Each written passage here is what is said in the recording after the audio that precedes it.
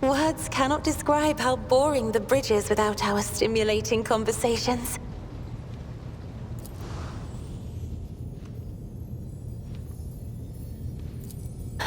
Not here.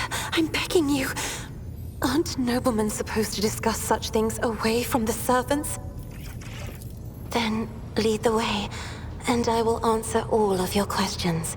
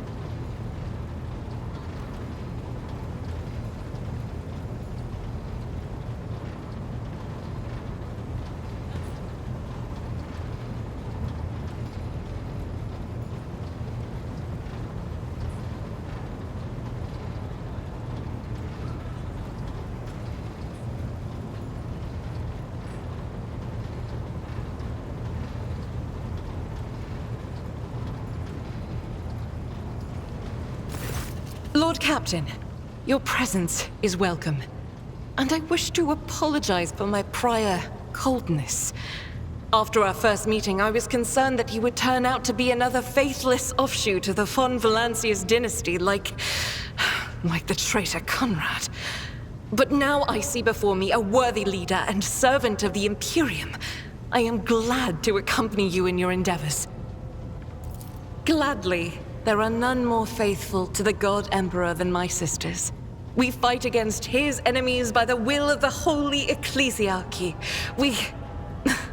I beg your pardon, Rogue Trader. Here I am talking about what every lesser noble in the Imperium knows. So what exactly are you interested in hearing about? It is. The Sisters of Battle are a fire lit by the God Emperor. They are the echo of his voice that travels through the dark expanses of the universe. We bring his wrath to heretics, mutants, and other enemies of humanity. We protect the faithful from the unholy and unhallowed. Sometimes with words, more often than not with a bolter. Even the novices of the Adeptus Sororitas are drawn from among the most worthy. Those who have taken the vows and become a full-fledged sister are the best of the best, tested by trials of body and spirit. Yes, there have been cases when a sister stumbled or showed weakness, but do not expect to hear a story of depravity or downfall from me. Each such occurrence is a great tragedy for us all. Light cannot bear the smallest speck of darkness within. And thus those who have trespassed or shown weakness of spirit are given a chance at redemption. They are called Sisters Repentia, and may the enemy tremble before her, for nothing can stop a sister of battle who yearns to be cleansed of faults and weakness. Wearing nothing but robes, no armor, eviscerator in hand, those sisters who have once faltered find repentance on the battlefield. Their lives are seldom long, but a death in the name of purgation is a better fate than to live with a shadow in one's soul.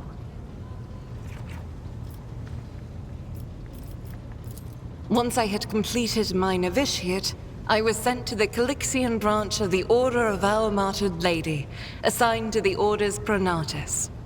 The Order's mission is vital and noble. The Sisters Pronatus protect great relics of the Imperium. We guard them, preserve them, escort them when they are brought onto the battlefield or presented for pilgrims to venerate. And we seek out the relics that have been lost. Neither a coven of heretics nor the most wicked death world can deter Sisters Pronatus when their goal is to return a piece of the great legacy of the Imperium into the hands of the faithful.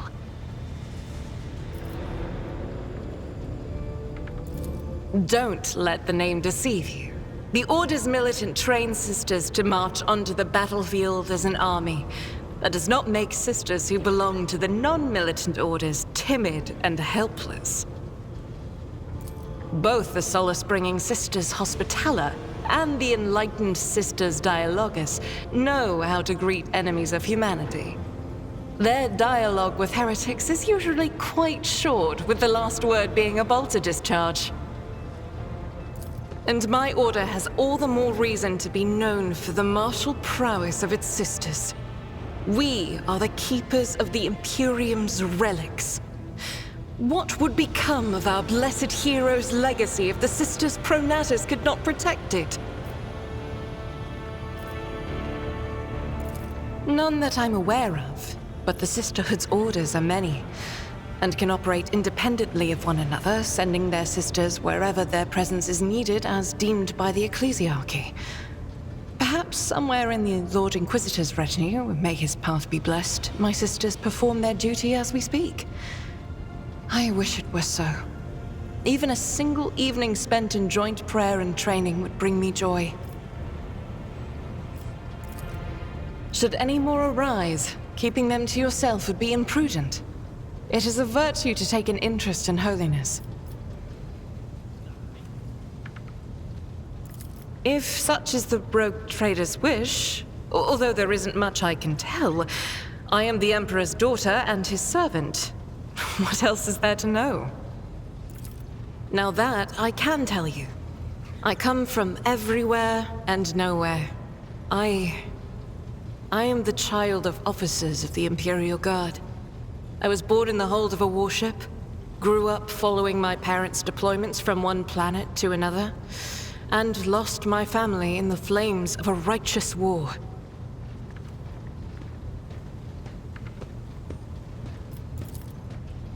My memory is like wafts of smoke over a still battlefield. The gray of a ship's plating, the strict cadence of life in military camps. My mother's uniform. I loved looking at it.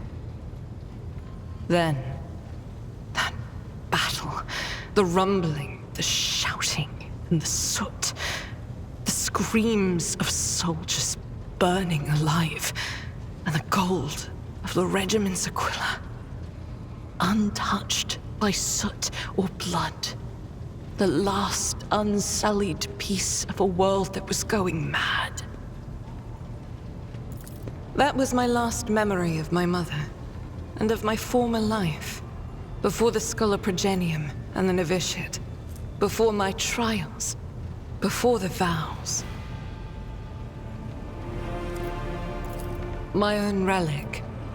It's the regiment's Aquila, or rather, the fragment that survived the attack, the explosions, and the fire. For me, it's a reminder that purity and radiance can be preserved, even in the heart of darkness.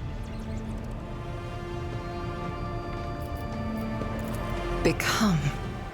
It's such a strange word for it. It seems right, but is that how one talks about their destiny? If you're asking about the path itself, that's easy enough to answer. First, like many other orphans, I endured the Schola Progenium.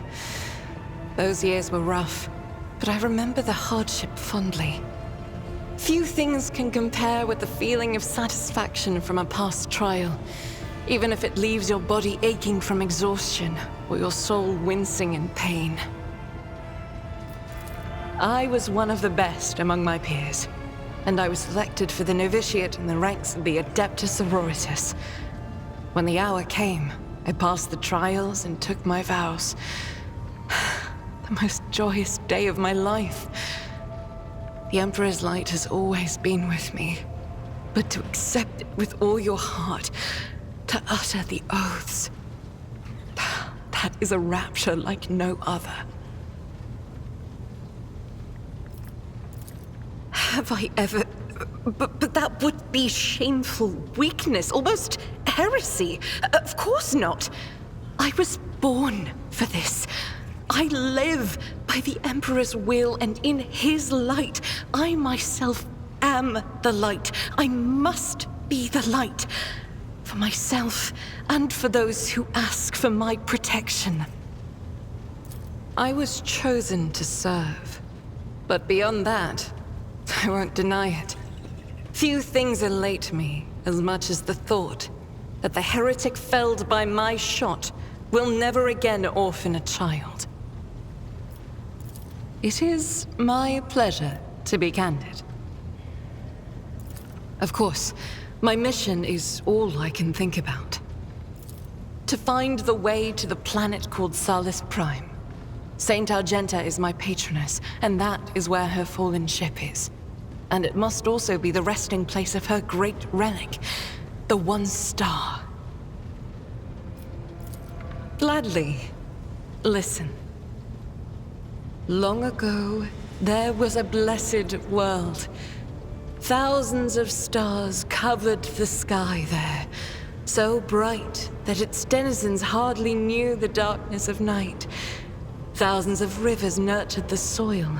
Thousands of gardens bloomed every spring, and at every moment, thousands of prayers were flying into the clear air, thanking and praising the Emperor. But one day, the people learned the meaning of darkness. Like a storm, accursed heretics who had sold themselves to the archenemy descended upon the planet. Shells flew from the sky that desolated whole cities and burned the gardens and filled the riverbeds with the blood of the faithful. Smoke and soot swallowed the skies and the 1,000 stars that had once shone over the world. Among the handful of survivors was one orphan who had watched all her family die and the garden she'd grown up in burn to ash. But in her heart, she knew the absolute truth. Just these 3 words: the Emperor protects. And knowing that, she never looked away from the black, terrifying, smoke-covered sky. There were no more bright stars to be seen, except for one. The one star. The bright star. The silver star shone in the sky. And when the orphan smiled at it, the one star fell right into her hands. All the faithful in every corner of the continent who saw the trail of the falling star recognized it as an omen and went looking for the place where it landed. And they rallied together. And with the light of the one star, they found their salvation.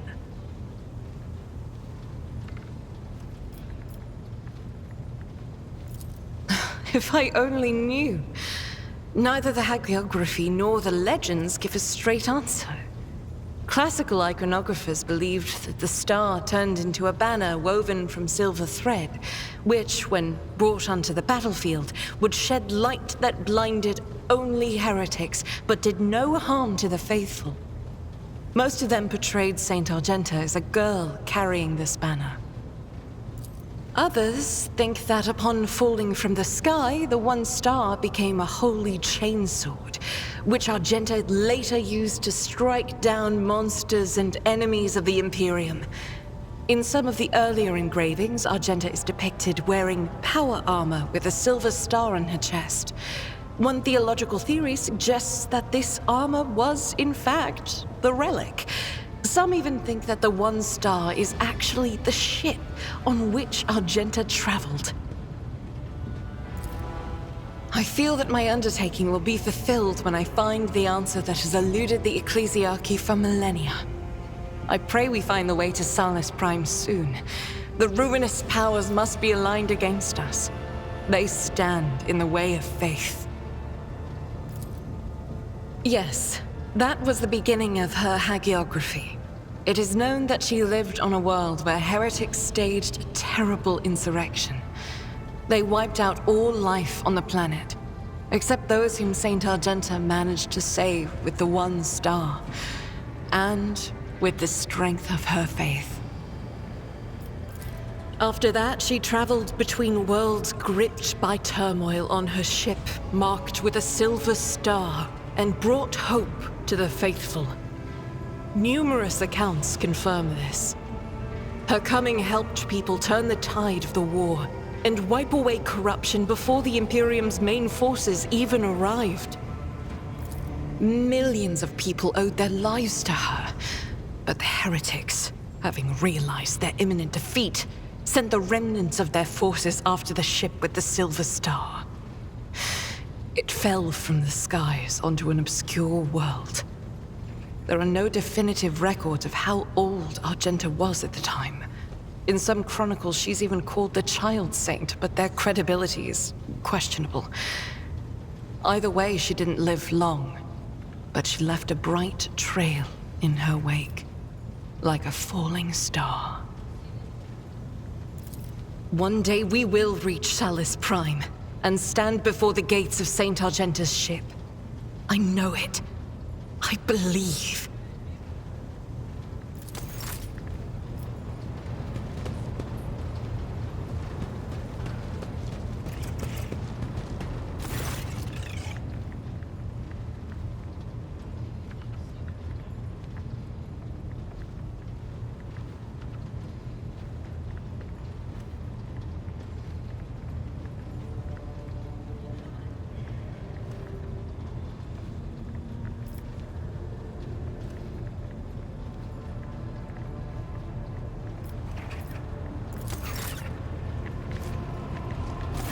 Greetings, Rogue Trader. I would like to report that Glato and I have finished our initial inspection of the upper decks. The list of infractions ended up being 5 pages shorter than expected. I'm beginning to worry that a servant of the Lex might have little to occupy himself with aboard your ship.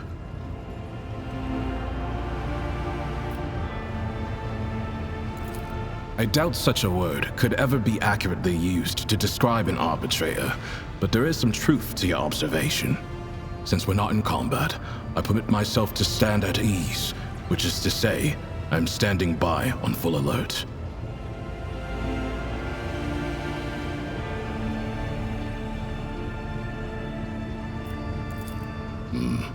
A rogue trader and an arbitrator. You have an interesting notion of normality. Well, I'll try not to disappoint you with my conversation skills. I've never been a part of a rogue trader's escort before. That said, I adapt to change more quickly than you might think, and as long as Glato is with me, I can handle any transition.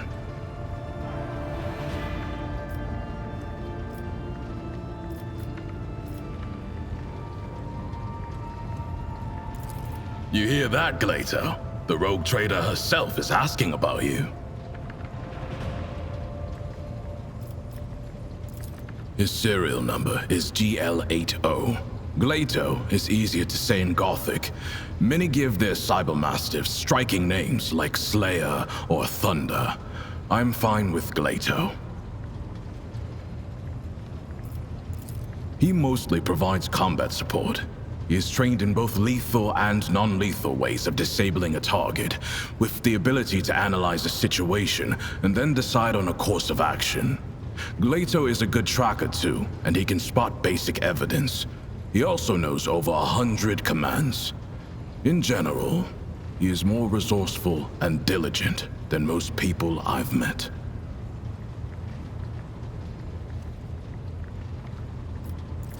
Glato, ready! The frame is mostly metal, with armored plates covering the vital segments. The jaw is reinforced. Crunching a leg off is like tearing a hair out for him.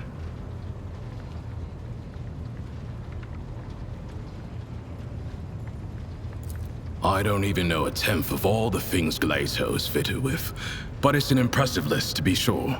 Take the sensors in his nose for one. A cybermastiff is like an odor analysis laboratory. All right, that's that. Glato, attention. They range from kill and guard and the like, to more complex guard and patrol protocols. A protocol is a combination of behavioral patterns, which the cybermastiff follows according to the present situation. In other words, I don't have to control Glato all the time. He can adjust and react to the circumstances on his own.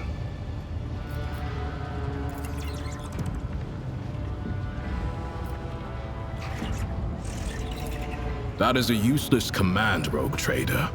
A cybermastiff must always be in an advantageous position to attack the enemy. Glato can crawl or move stealthily if the situation calls for it, but regardless, he will not respond to someone else's order. As you wish. Generally, cybermastiffs have all aspects of their animal nature removed, but Glato is a special case. His submodel takes a dog's loyalty and instincts as a hunter and guard, and renders them absolute.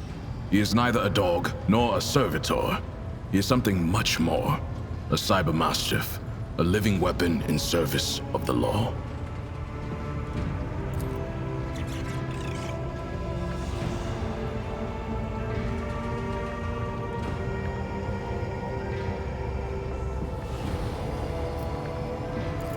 Glato is not a pet.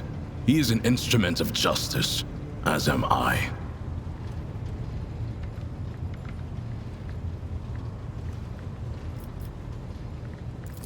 I haven't had to so far. I do not spend time contemplating such things. It is a fruitless pastime at best.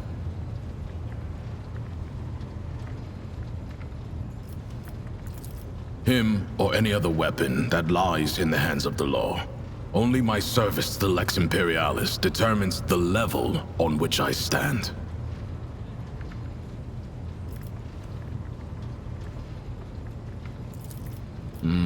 Impossible. You found me out. Yes, I am 1/100% less indifferent than I let on. Correct. Both his training and his augmetics ensure that Glato only accepts orders from me or from my superior officers. Apart from having the obvious benefits, it also serves to prevent disarray on missions involving multiple Cybermastiff handlers.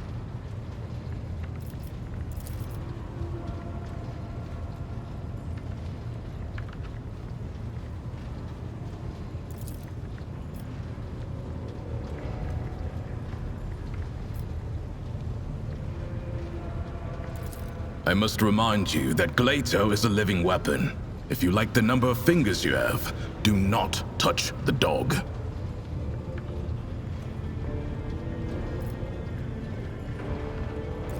No?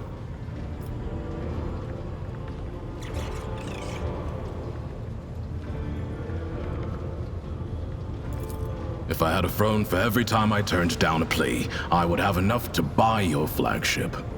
For your own preservation, drop this idea of yours. I am sure a rogue trader can afford the best implants.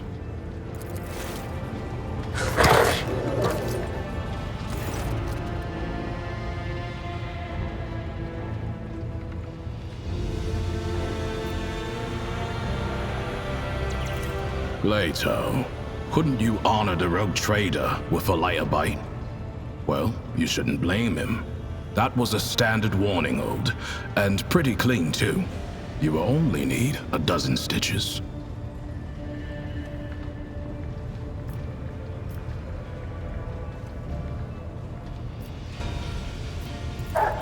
Did you hear that, Glato? It's not often you receive praise from a rogue trader. Speak! Let's say Glato has expressed his respect and apologized. Sometimes I let him play with heretics' corpses. That was a joke.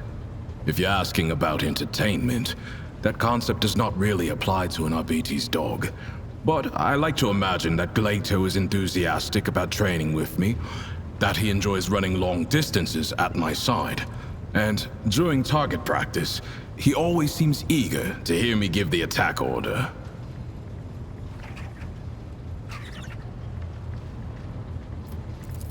Fine. Let me satisfy your curiosity. I do have a special exercise that helps to sharpen Glato's hunting instincts. I take a few ammo casings and hide them in hard-to-reach places. One time, after a raid on a manufactorum, I gave him a whole abandoned workshop to run around in, but I also played a trick on him by throwing one casing onto a ceiling beam. Then it was Glato's turn to play tricks. He waited under the beam until I walked up to him. Then he jumped onto my shoulders and climbed to the top. He cut my temple open with his claw and almost broke my clavicle, but he got the casing.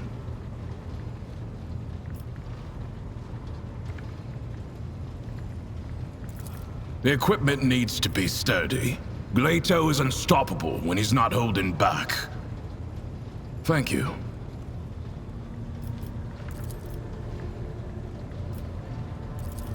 Glato is not a house pet, rogue trader.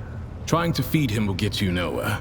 He only eats out of my hands, and only at specific times. Strict training. It protects the Cybermastiff against deliberate poisoning and other ill intents. Basically, don't waste your time or your meat.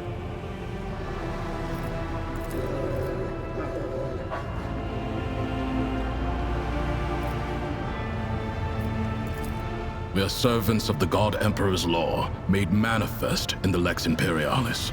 The Adeptus Arbites uphold order on the scale of the Imperium and bring merciless punishment to offenders. The most significant ones. Beyond the expanse, the Arbites not only enforce tithe collection, but also ensure that every planet obeys his law and that the Imperium's authority remains unchallenged. Corrupt governors, crime syndicates, rebels. Not a minute goes by without some parasite trying to take a bite out of the Imperium. We destroy any who dare trespass against the law.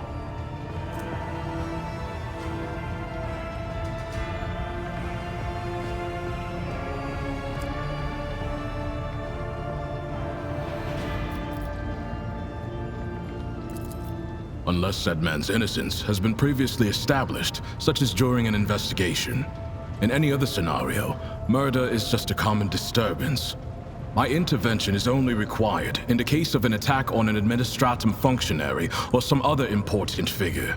Then I must take measures. However, if I have an assignment to carry out, I will ignore any distracting factors. The duties of the Arbites are above everyday crime. We collect the tithe that feeds the military might of the Imperium and sustains its authority over many worlds.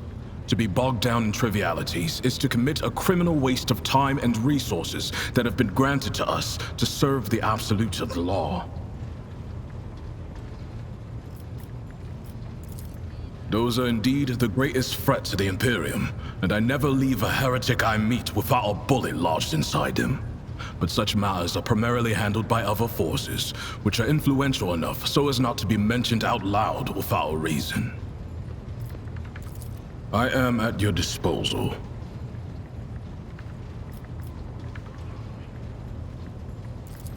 Quite far, which comes as an unwelcome surprise to many in the Expanse.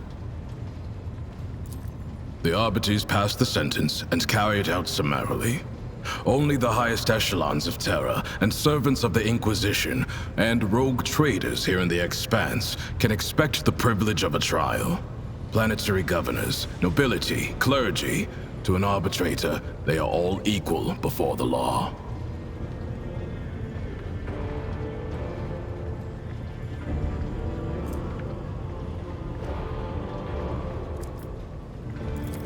Testing me, are you? That is fine by me. The Lex Imperialis is both the code of law and the word of the God Emperor himself. For millennia, his decrees have been amassed and preserved on Holy Terra, in the Hall of Judgment, alongside the High Lord's orders. It is at once a titanic collection of edicts and a holy text. It does. Your capital world operates under the Lex Dargonus, formed over many generations of the Von Valancius line. However, the Lex Imperialis is the final word in every debate. It stands above any legal directives a planet may have, for it comes from the Emperor himself. It would take longer than a lifetime to read through even a fraction of his law. But there are fundamental, integral prescripts that every arbitrator knows verbatim. These are the Injuncta Cardinal, inscribed on the walls of the Arbites precinct fortresses and etched into our ammo casings. We quote them as the indisputable truth and recite them like psalms as we charge into battle. As it should. The codes of the Lex Imperialis are my prayer. And I believe that every arbitrator's service is sacred, for it brings this imperfect reality closer to that inscribed in the Book of Judgment, closer to the God Emperor's will. I am listening. To collect and guard the tithe. That does not mean we ignore other violations of the Lex Imperialis. We simply act within the scope of our limited resources, the first of which being our small numbers. Here in the Expanse, many believe themselves to be too far from the civilized parts of the Imperium to have need of the law. The presence of the Adeptus Arbites helps to remind those people that the Lex Imperialis is in effect wherever there is at least one human being.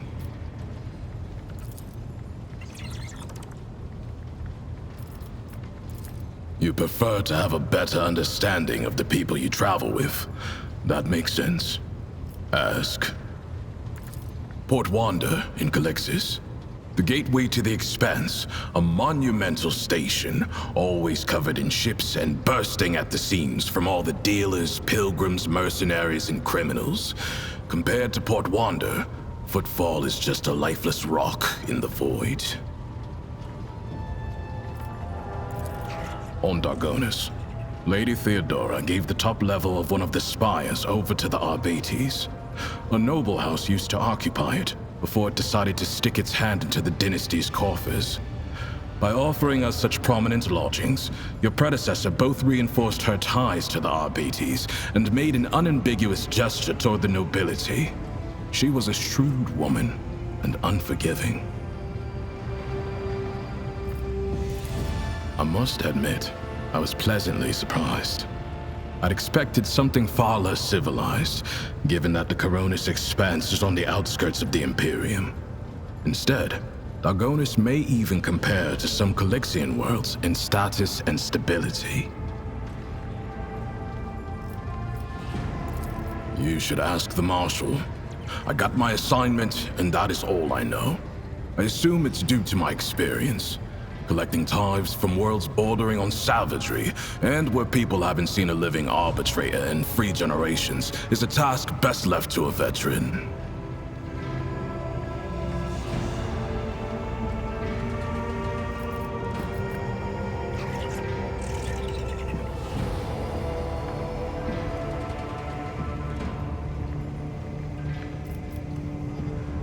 How?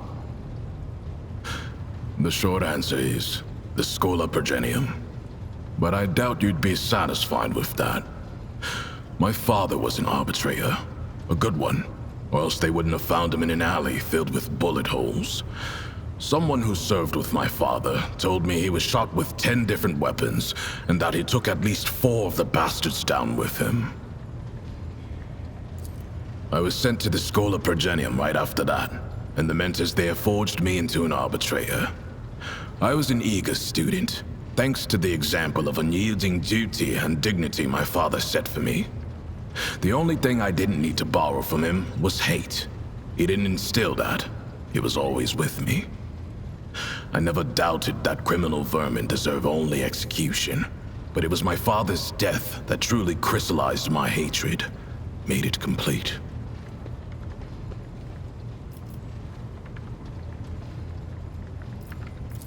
No, I didn't want to. There was a time when I wasn't sure what to think of my father's death. Or rather, I tried not to think at all.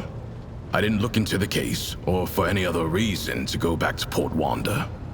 Arbitrators are never assigned to their homeworlds anyway. But when I was leaving Calixis, our ship spent several days docked at the station, and so I permitted myself to go to the spot where my father was killed. I stood there for a while, and nothing. I knew that another arbitrator would have already seen the investigation through. I had nothing left to do there. It's possible. He didn't speak much. Sometimes we went days without saying a word to each other. The only time he was talkative was when he was going through his cases at night. He would inform me in terse and simple words who had sold out and why, what depravities the heretics from the lower hive levels had committed, what base motives the workers had had for hanging their foremen. All I did was listen, watch, and think. That was enough. From what my father told me, she was a principled woman of poor health. She died in childbirth. Not having known her might be the sole regret of my life. It's all true. I am a second-generation arbitrator, and my father is as dead as it gets. I wonder if being killed in action runs in the family. I guess I should hold off until I have a kid.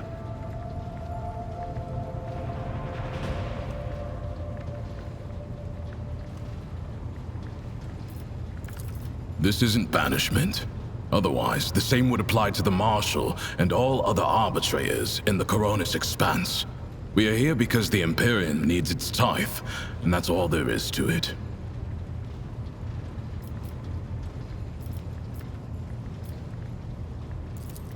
Special? Breathtaking? Dangerous? It takes 2 to answer that question. I know what I want. But what is it you want?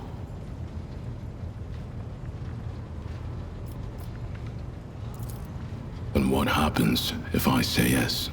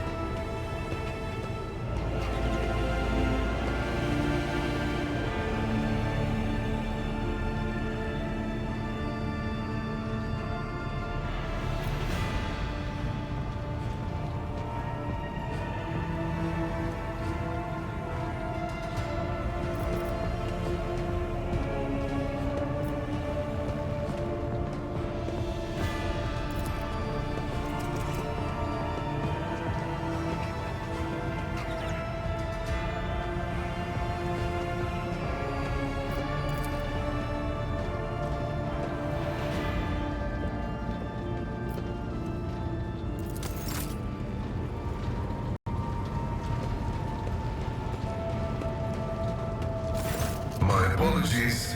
19% of my processing power is engaged in the analysis of my tech comrade's memory. My response time may be longer than usual.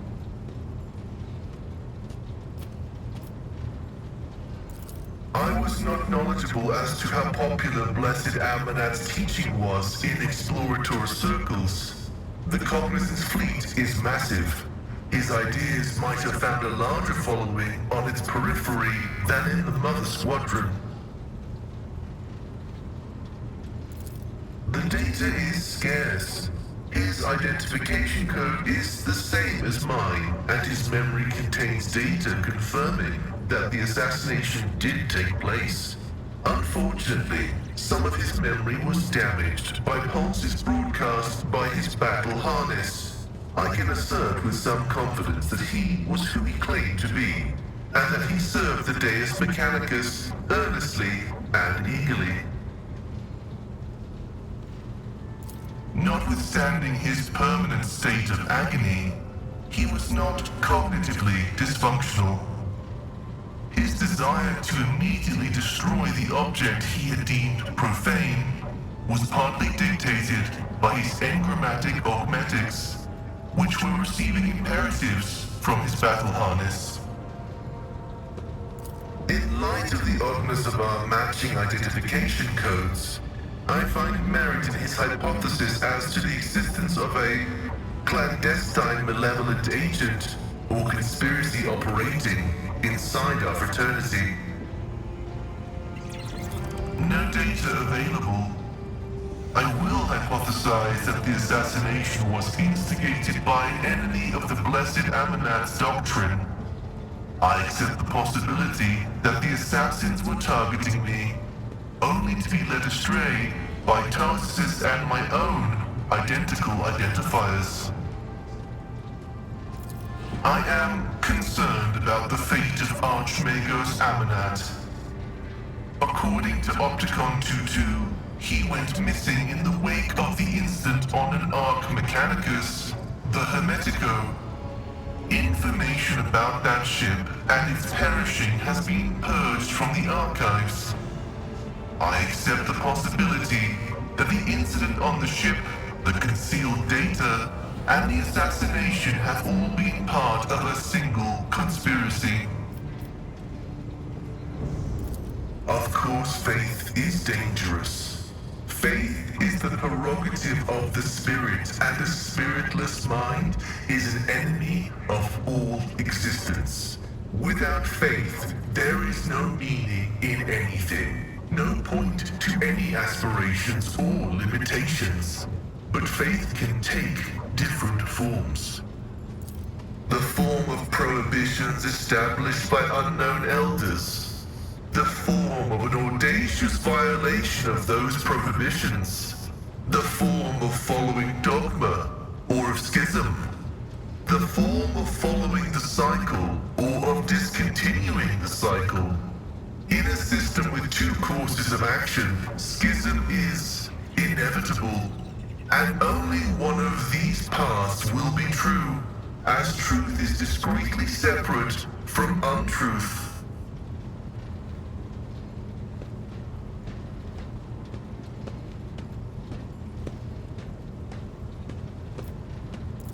The Omnissiah has bestowed upon us the supreme mission. The quest for knowledge. The fact of its existence confirms that reason is yet to comprehend and quantify the universe in its entirety. This precludes the existence of any prohibition that could be considered universally relevant.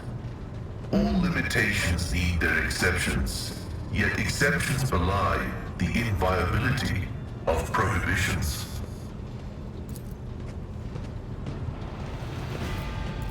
I will continue my research into the Blessed Martyr's memory with all due reverence.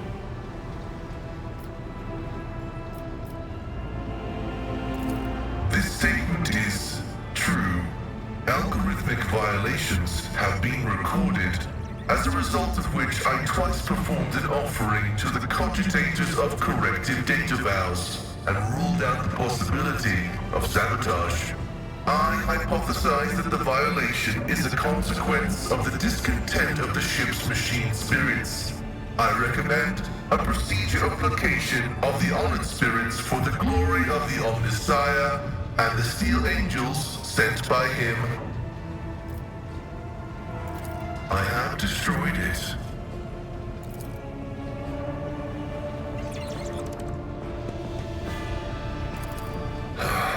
This statement is true. I am yet to settle into a definitive course of action. I am running a spot diagnostic on the memory of the heretic Demens. Even though purity protocols stipulate that his blasphemous knowledge must be eradicated, I am not drawn toward forbidden information, but only to data concerning the blessed Amonats. The data discovered is unreadable. It is encrypted, albeit only partially, and I hypothesize that the heretic Demens was attempting to decrypt it. I will take every effort to extract a larger volume of data. Information pointing to the unit referred to as the maimed hunter is alleged to be of critical significance. The success has been partial. Demens Haneman's identity has been confirmed. The widespread influence of paranoid motivations is observable in his cognitive processes, which is what seems to have caused him to break his vows. However, extensive regions of his memory have been damaged by forbidden technologies and are, for now, defying decryption. My study of the minds of the tech comrades, Abel, Tarsus, and Demens, has revealed an anomalous similarity between the patterns of damage their memories sustained. What I attributed to cognitive idiosyncrasies, synaptic damage, and the distortive action of scrap code may be the result of a different kind of influence. The undecryptable data fragments in their memory arrays are mysteriously symmetrical, an echo of the warp. Energies of the immaterium that had seeped into real space and taken the shape of a Vox signal. I have found recorded cases of similarly induced corruption in the archive. Listening to the void is a perilous occupation. The quest for knowledge is our mission of highest priority. But what Demens promised was not knowledge, but a distorted copy of it. This was not what the Deus Mechanicus had told us to seek. That is a valid hypothesis, but not a very likely one. Its truth value is irrelevant, as it does not contradict the necessity of establishing the fate of Archmagus Amonat. Whether knowledge can be profane is the grand question. Lay people find comfort in the delusion that knowledge is merely information, that in and of itself it is harmless, and only turns dangerous when it falls into the hands of the wicked. But that is not what I have seen. I have seen knowledge gnaw away at the minds of those who let it inside them. Yet I seek it regardless. Why? Perhaps because there really is no apostasy in knowledge. It is dangerous, yes, but not forbidden. For it was created by the Omnissiah.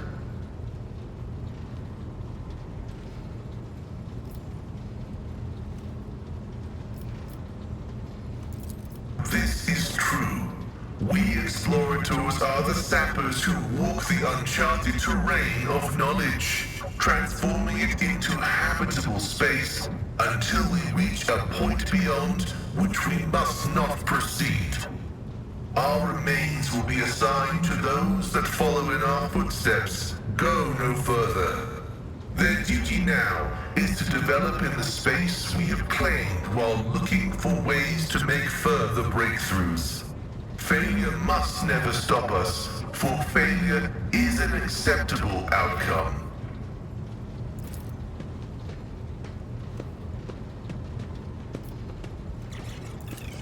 Response: affirmative. The decryption will continue with diligence and caution.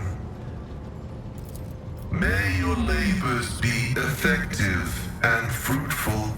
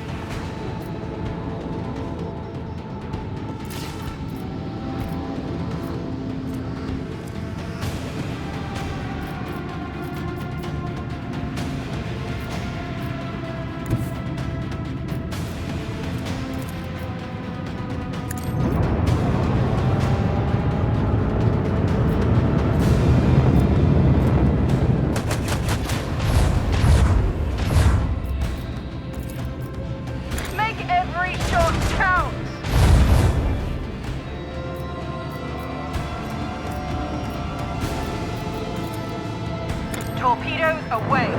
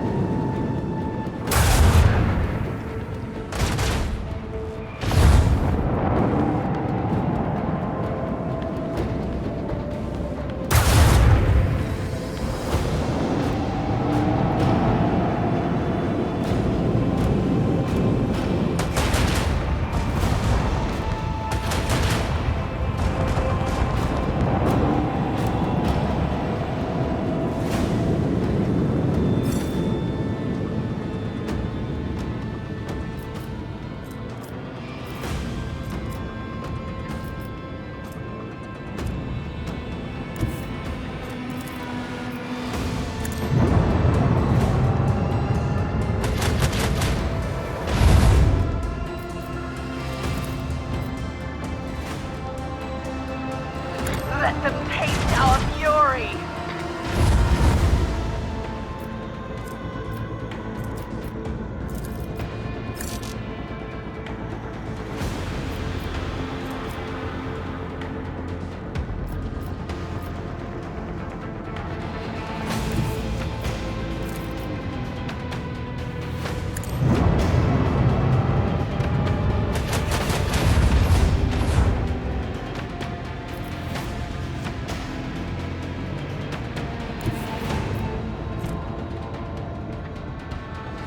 Helmsman, take us in.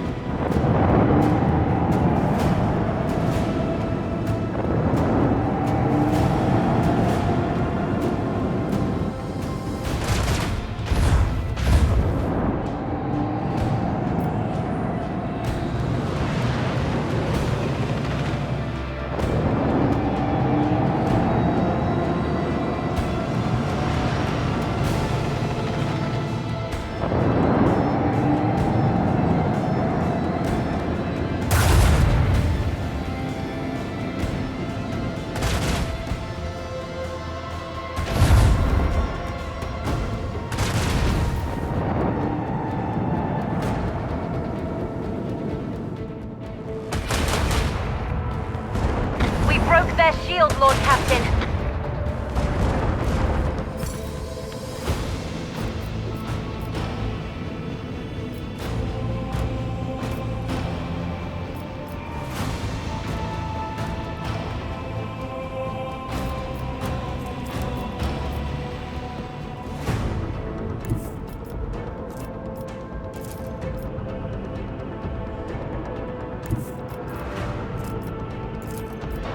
Engage the engines.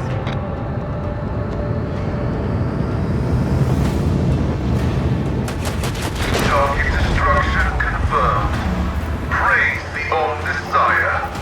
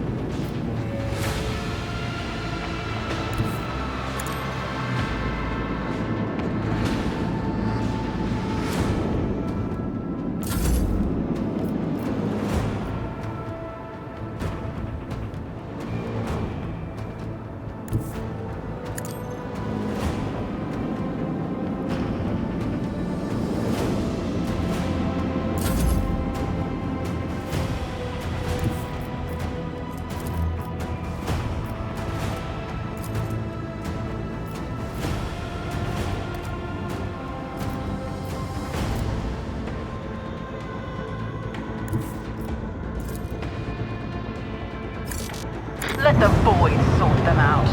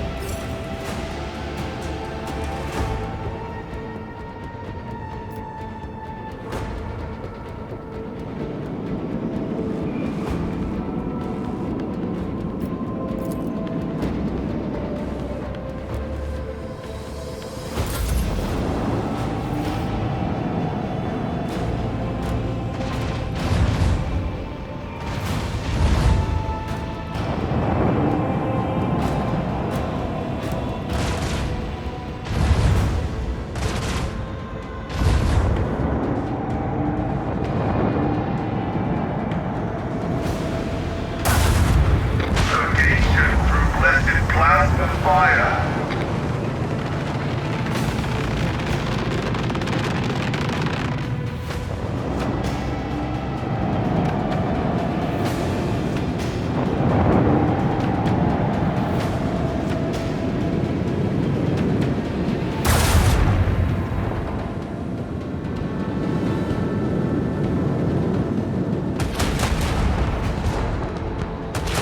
Duty and vigilance always prevail.